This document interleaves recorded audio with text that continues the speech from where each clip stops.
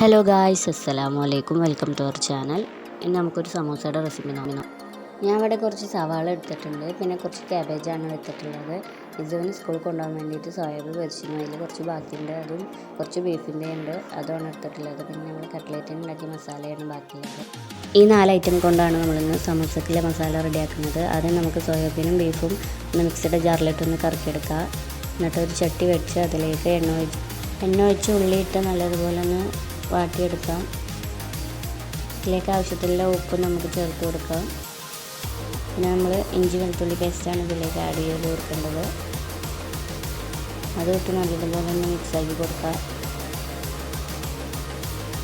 നമുക്കിതിലേക്ക് കുറച്ച് വേപ്പില കൂടി ആഡ് ചെയ്ത് കൊടുക്കാം.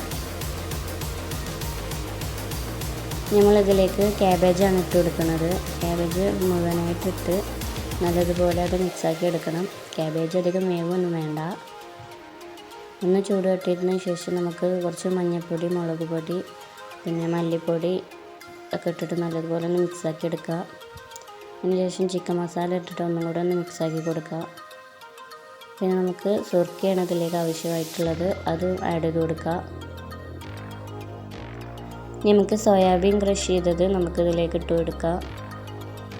അത് നല്ലതുപോലെ മിക്സാക്കി കൊടുക്കുക. ഇന്നത്തെ കട്ട്ലേറ്റിൻ്റെ മസാല ഉണ്ടാക്കിയത് അത് ഇതിലേക്ക് ആഡ് ചെയ്ത് കൊടുക്കുക.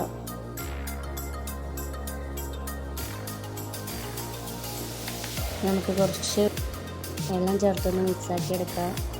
കട്ട്ലേറ്റിൻ്റെ റെസിപ്പിയുടെ ലിങ്ക് ഞാൻ ഡിസ്ക്രിപ്ഷനിൽ കൊടുക്കുക. എല്ലാവരും ഒന്ന് കയറി ചെക്ക് ചെയ്ത് നോക്കൊണ്ടു. നമ്മൾ മസാല റെഡി ആയിട്ടുണ്ട്. നമുക്കിതിൽ ഓലയിലിട്ടൊന്ന് മടക്കിയെടുക്കാം. അടുപ്പത്തൊരു ചട്ടി വെച്ച് അതിലേക്ക് എണ്ണ ഒഴിച്ച് ചൂടായി വരുമ്പോൾ ഓരോന്നോരോന്നായി ഇട്ട് കൊടുത്ത് നമുക്ക് തിരിച്ച് മറിച്ചിട്ട് വേവിച്ചാൽ നമ്മുടെ സമൂസ റെഡിയായി. നമ്മുടെ വീഡിയോസ് എല്ലാവർക്കും ഇഷ്ടമായ ലൈക്ക് ചെയ്യാനും ഷെയർ ചെയ്യാനും സബ്സ്ക്രൈബ് ചെയ്യാനും മറക്കല്ലേ.